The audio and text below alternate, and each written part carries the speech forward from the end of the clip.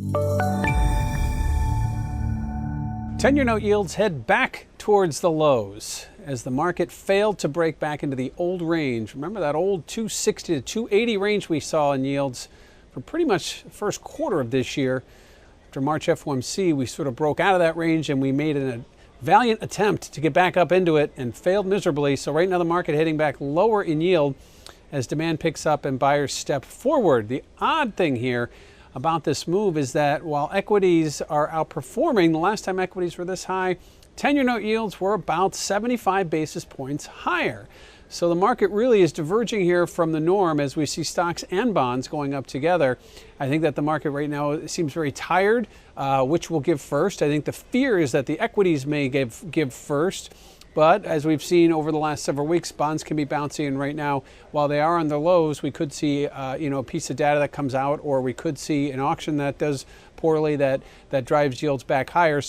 But right now that divergence continues. I don't know for how long that can go on, but right now we don't really see a clear ending to it other than the fact that stocks are on their highs and bonds are on their recent lows.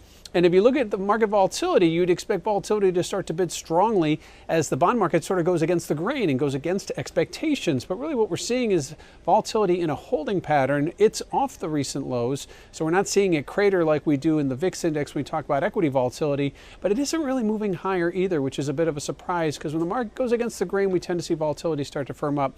It is in a holding pattern. It's not going down, but again, going higher would have been something I would have expected at this point. It may be a buying opportunity.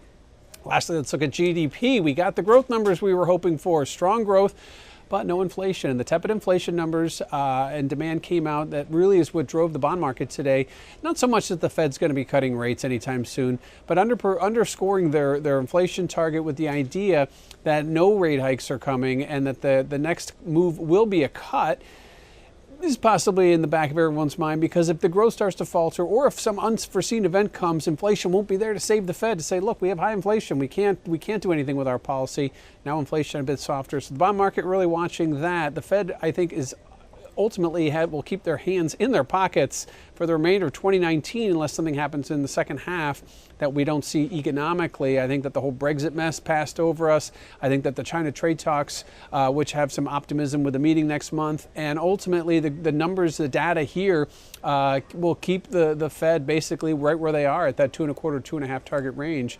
The policy tweaks that we may see with quantitative tightening versus quantitative easing, yeah, we may see something along those lines, but nothing significant. And I think the bond market right now is trading more because of the uncertainty of what's going on in equities, possibly what's going on overseas. You may be seeing some foreign demand for U.S. Treasuries, but the bond market move towards lower yields as stocks continue to go higher is one that can't go on again for much longer. And when it turns, it will likely turn very quickly, likely in the bond market first, but if stocks start to falter, look out, bonds will start to bid again very strongly.